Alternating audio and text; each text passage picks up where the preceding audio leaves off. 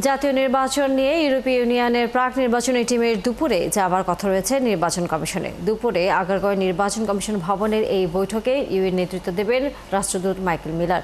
এদিকে বিকেলে ইসিতে যাচ্ছে জাতীয় নাগরিক পার্টি এনসিপি। ত্রয়োদশ জাতীয় সংসদ নির্বাচনকে সুষ্ঠু করতে ইউএ বিশেষজ্ঞ পর্যবেক্ষক দল বাংলাদেশে কাজ শুরু করেছে। এছাড়া নির্বাচন বিষয়ক শিক্ষা, প্রশিক্ষণ, সক্ষমতা বৃদ্ধিতে নির্বাচন কমিশন ও সুশীল সমাজের সাথে শীঘ্রই আলোচনা শুরু করবে। এছাড়া গুরুত্ব পাচ্ছে নির্বাচনের অপপ্রচার, ভুল তথ্য প্রচার ও ডিজিটাল সমস্যা।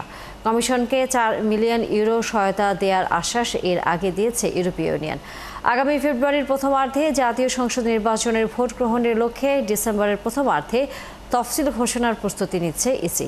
এছাড়া বিকেল 4টায় নির্বাচন কমিশনের সঙ্গে জাতীয় নাগরিক পার্টির বৈঠকে অংশ নেবেন দলের মুখ্য সমন্বয়ক নাসিরউদ্দিন পাটোয়ারি, যুগ্ম আহ্বায়ক খালিদ সাইফুল্লাহ ও যুগ্ম সদস্য সচিব জহিরুল ইসলাম মুসা।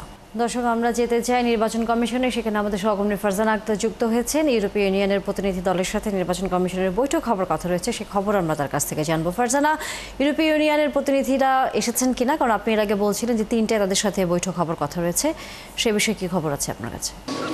তানিয়া, ইউরোপীয় ইউনিয়নের 8 সদস্যের একটি প্রতিনিধি দল কিছুক্ষণ আগে নির্বাচন কমিশনে এসে পৌঁছেছে এবং তারা নির্বাচন কমিশনার সানাউল্লাহর নেতৃত্বাধীন একটি দলের সঙ্গে বৈঠকে বসেছে। এবং আমরা যেমনটি জানি যে আসলে এই বৈঠকটি মূলত আগামী ত্রয়োদশ জাতীয় সংসদ নির্বাচনকে সামনে রেখে ত্রয়োদশ জাতীয় সংসদ নির্বাচনে নির্বাচন কমিশন ফেব্রুয়ারিতে ভোট আয়োজনে কতটুকু প্রস্তুতি নিয়েছে বা সার্বিক পরিস্থিতি কেমন সেই বিষয়ে আসলে আলোচনা হবে।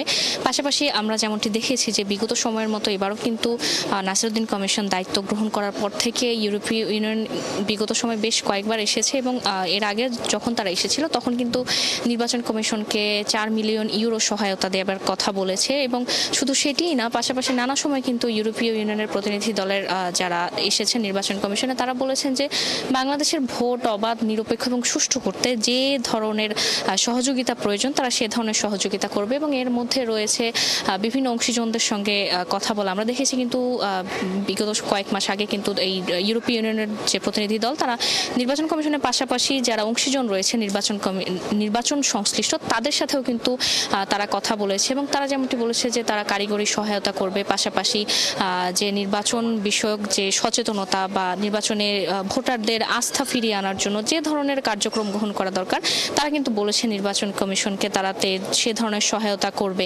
এবং এই পাশাপাশি আরেকটি খবর, সেটি হচ্ছে যে আজ কিন্তু নতুন রাজনৈতিক দলের নিবন্ধনের একটি খবর আসতে পারে। সেক্ষেত্রে আমরা শুনেছি যে এনসিপি সহ 6 দল নিবন্ধন পেতে যাচ্ছে, যদিও এটি এখন পর্যন্ত নির্বাচন কমিশন চূড়ান্ত করে বলেনি। সন্ধ্যা নাগাদ এটি আসলে চূড়ান্ত হতে পারে, চূড়ান্ত হলে আমরা জানিয়ে দেব। তানিয়া, এই ছিল আমার কাছে সব শেষ। ধন্যবাদ ফারজানা আক্তার। নিশ্চয়ই ফিরবো আমরা পরবর্তীতে আবারও আপনার কাছে তথ্য জানবার জন্য। দর্শক, সহকর্মী ফারজানা আক্তার ছিলেন এতক্ষণ নির্বাচন কমিশন থেকে।